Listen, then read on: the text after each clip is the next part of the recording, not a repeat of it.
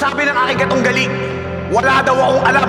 Isa daw akong bobo at mangmang dahil hindi ako nakatapos ng pag-aaral.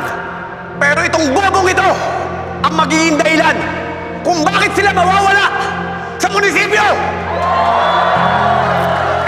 Itong bobong ito ang makakapagpabago sa lahat ng pinagdadaanan ng mga Manileño, sa lahat ng pinagdadaanan ng inyong paghihirap. Itong bobong ito ang magtatanggol at magliligtas sa lahat ng mga inaapi at inaapakan.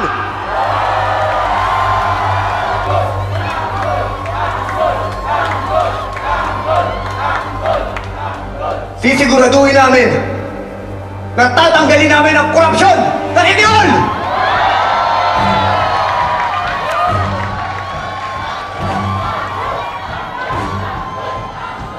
Sisiguraduhin namin na mararamdaman at makikita ng mga tao ang ibinabayad nilang buwis.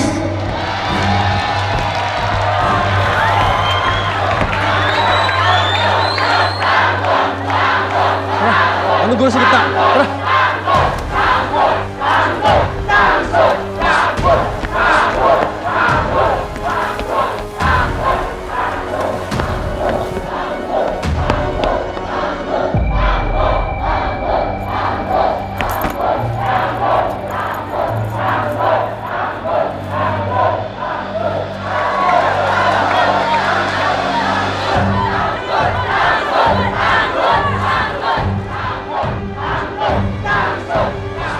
Pagod na tayo sa lahat ng mga pangako sa mga politiko na paulit-ulit at nakaupo.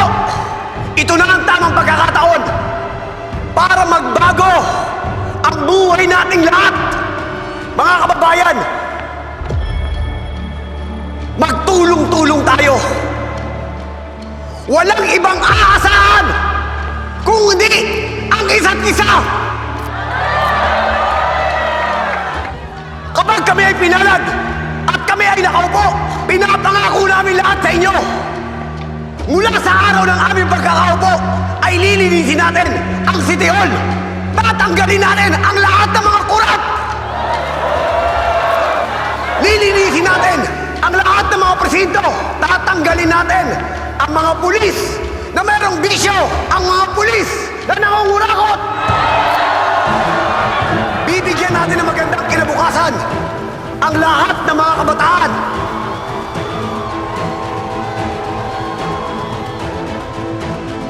Dapat ang lahat ng mga bata nag-aaral, naglalaro, hindi nagtatrabaho sa lansangan.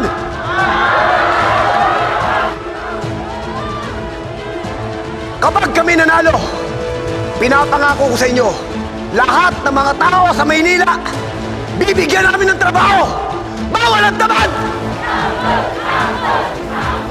Ang lahat ng mga walang trabaho, ipapatawag namin sa munisipyo. Kayo ang gagawin namin katuwang para linisin at ayusin ang buong Maynila. Tutulungan natin ang buong sangay ng gobyerno. Itataas natin ang antas ng mga paaralan. Bibigyan natin ng tulong ang mga ospital para matutukan ang mga kalusugan. Hindi ako nandito para mangako sa inyong lahat. Nandito ako dahil para tulungan kayo. Sawa na tayo sa mga pangako na laging napapako.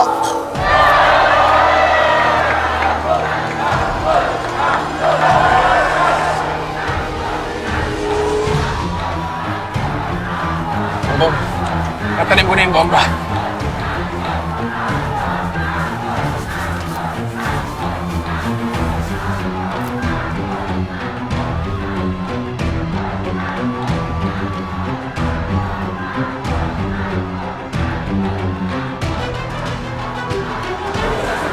Bibigay ko sa iyo ang karangalan.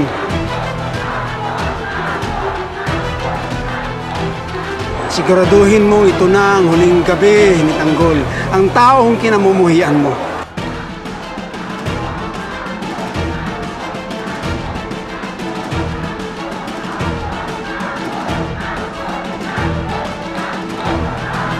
Kapag ako nanalo, lahat ng maling mga ginawa ng mga gerero, pagtutulong-tulungan nating ayusin.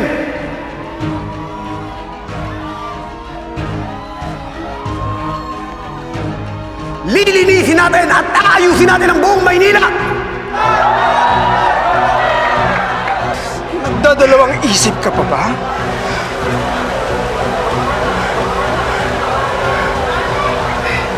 Kayo ang aking makakatulong.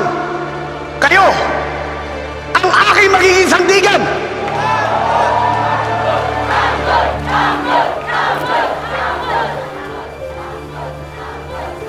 Tandaan mo, pinatay niya ang Kuya David mo. Kung hindi mo siya mapapatay, ikaw ang papatayin niya at ang tatay mo. Pindutin mo na yan. Sige na. Ang mga boses ninyo at ang inyong mga kalagayan ang aking magiging sandata upang ipaglaban ko ang karapatan